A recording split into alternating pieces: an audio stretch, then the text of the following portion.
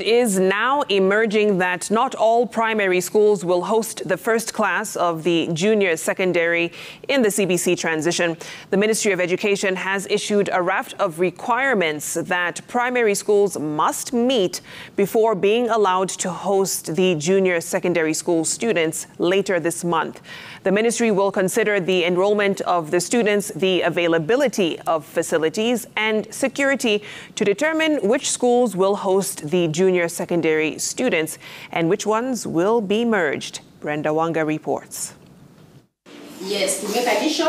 Easy. With the clock fast winding down to the beginning of the first term of this academic year, primary schools across the country are in a rush to get their houses in order. That urgency further enhanced by the directive that all public and private schools get assessed to determine their suitability to host the junior high schoolers. The Ministry of Education's checklist that will be used by the multi-agency team carrying out the countrywide assessment lists all the parameters that the schools should meet before being declared suitable for hosting junior secondary school.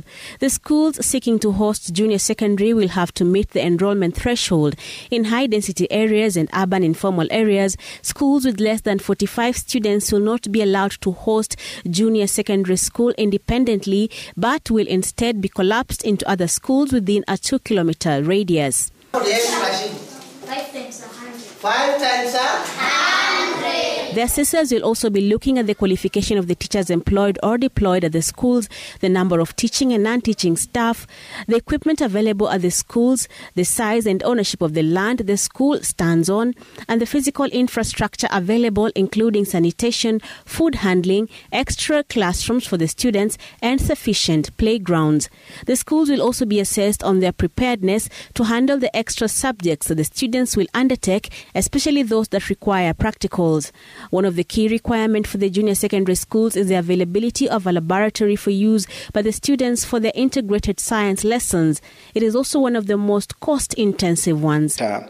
We must roll up our sleeves, invest heavily on it to make sure that we not only have the science laboratory, but it is fully equipped with the required equipment.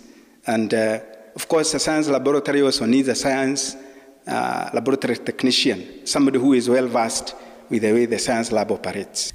The lab requirement is one that is likely to be a tough nut to crack, especially for public schools. The government, cognizant of this, has suggested alternative ways of meeting this item on the checklist. In fact, it is possible to convert some of the extra classrooms that were already built into laboratories. And it is possible for schools that share the same compound with the secondary schools for the grade 7 to carry out their laboratory work.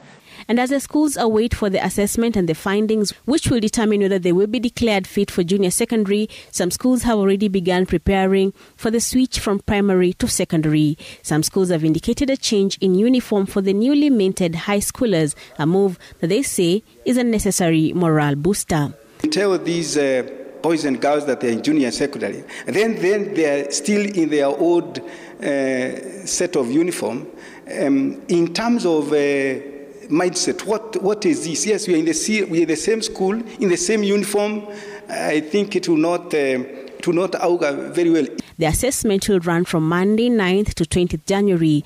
The report of the findings will then inform the next phase of the CBC transition. Brenda Wanga, Citizen TV, Nairobi.